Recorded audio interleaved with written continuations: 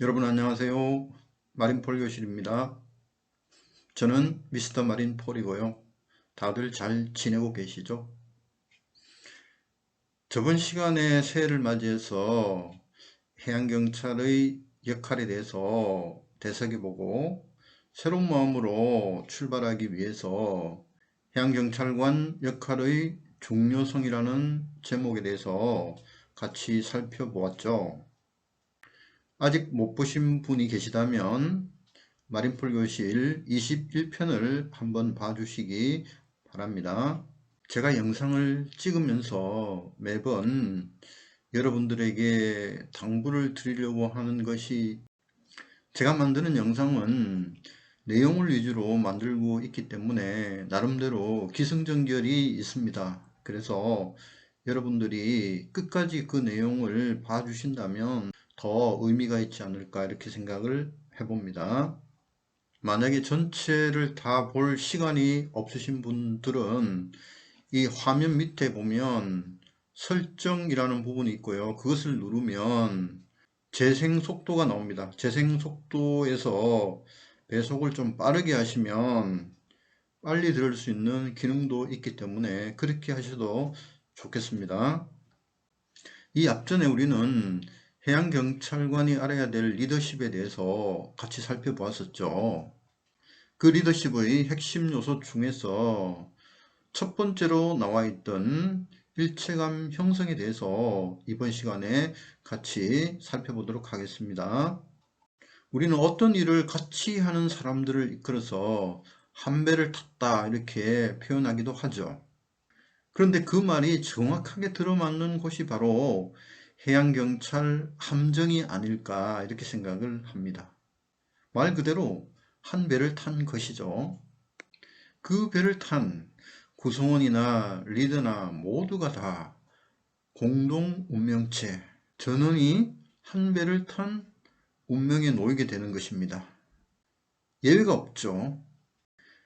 리더는 혼자서 좋은 배를 타고 앞에 가고 구성원들은 뒤에 따라오는 그런 모양이 아닙니다. 모두가 한 배에 타고 같이 움직이는 그런 운명 공동체인 것입니다. 여기에 탄 사람은 공동의 목표 아래서 생사고락을 함께하는 같은 동지임을 부인할 수가 없겠죠.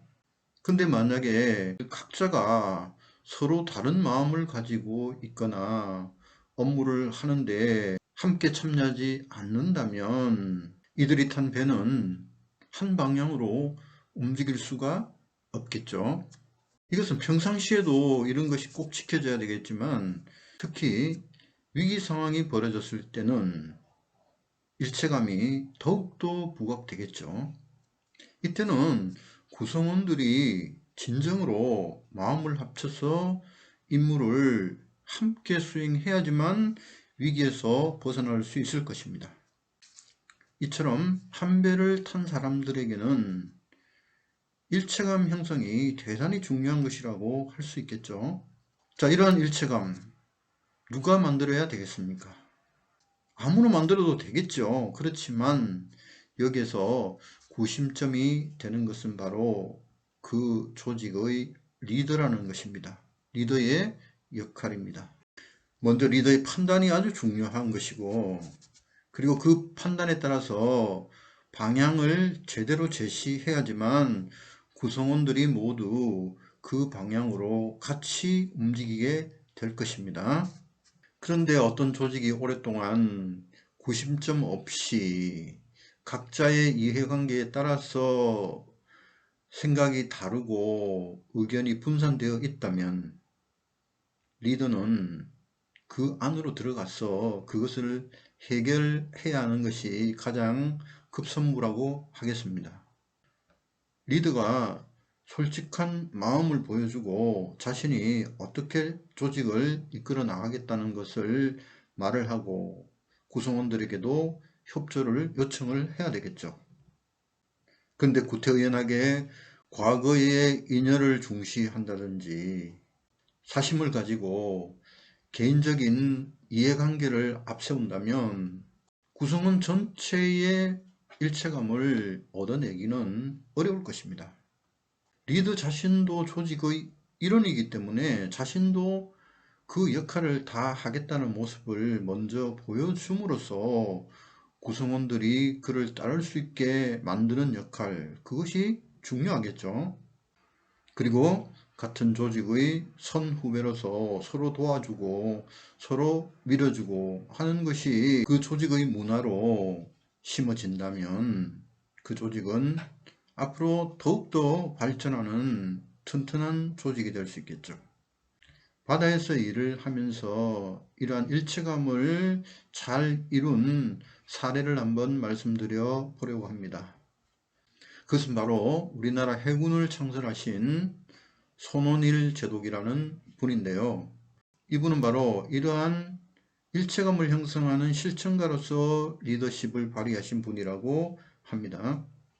해군이 처음으로 창설된 어려운 시기에 힘들게 조직을 이끌면서 부하들과 동고동락하고 그들의 사기를 올리고 부하들을 배려하고 그들로부터 신뢰와 지지를 얻었다고 합니다.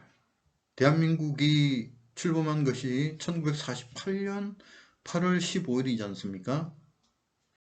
우리나라 군대는 이것보다 좀 더 빨리 창설이 되었었죠. 해군도 마찬가지입니다. 정부가 수립되고 난 후 1949년이 되어서도 우리나라 해군에는 전투함이라는 것이 한 척도 없었다고 합니다.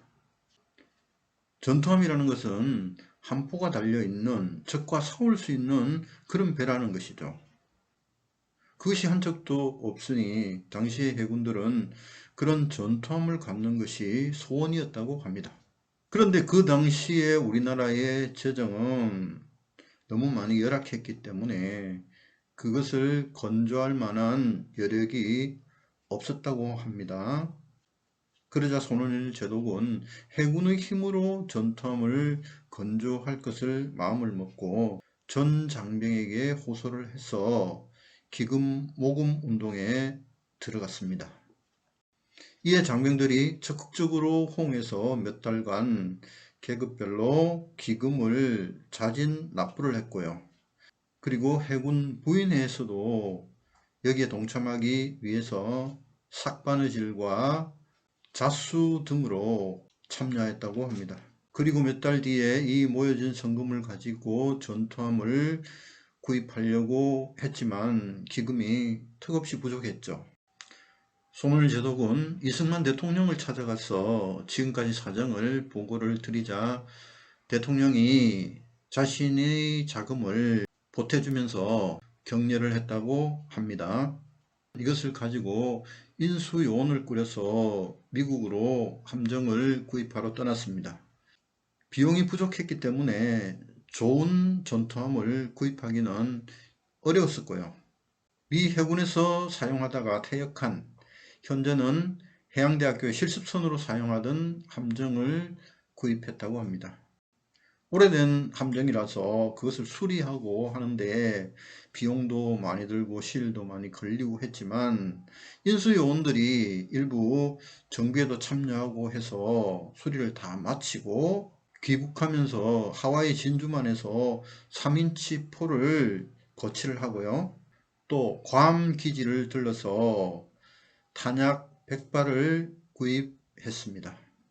이 해군의 첫 전투함은 450톤급으로서 백두산함이라는 함정이었습니다. 1950년 6.25 전쟁이 터지기 바로 전에 진해항에 도착을 해서 함포 사격 연습을 할 기간도 별로 없었고 그리고 탄약값이 비쌌기 때문에 실탄을 사용하기가 어려운 여건이었습니다. 연습탄으로 사격 연습을 했었는데요. 1950년 6월 25일 한국전쟁이 터지게 되었습니다. 그런데 그 다음 날인 6월 26일 날 북한의 게릴라 600명을 태운 무장 수송선이 부산 앞바다 쪽으로 내려와서 이 백두산함과 마주하게 되었습니다. 여러 가지 조건이 훨씬 부족한 면이 있었지만 백두산함은 끝까지 저항을 하고 사격을 해서 이 천톤급 무장 수송선을 격침을 시켰습니다. 만약에 이 게릴라 600명을 태운 북한 군들이 부산으로 상륙했다면 어떤 일이 벌어졌을지 상상하기 힘듭니다. 자, 이 사례에서 보면 어떤 일을 하는 데 있어서 여러 가지 조건이나 여건이 부족하고 목표를 달성하기가 힘든 상황이라고 할지라도 그 구성원이 갖는 일체감이 뛰어난다면 무슨 일이든 할 수 있는 가능성이 있다는 것을 알 수가 있겠죠. 자, 이러한 역할을 하는데 중요한 구심점이 되는 것은 리더라는 것은 의심할 수 없을 것입니다. 따라서 해양 리더의 가장 큰 덕목은 바로 일체감을 형성하는 자질이 아닐까 이렇게 생각을 해봅니다. 일체감은 그 일체감으로 끝나는 것이 아니라 구성원에게 사기를 북돋우고 자신감이나 적극적으로 일하는 자세를 만들어주는 좋은 역량으로 파급 효과를 크게 만들어줄 수 있겠죠. 이러한 리더십의 중요한 요체를 리더가 알고 있다면 그것은 바로 긍정적인 것으로 나아갈 것이고, 자격을 갖추지 못한 리더는 또 반대로 부정적으로 나쁜 영향을 미칠 가능성이 크지 않겠습니까?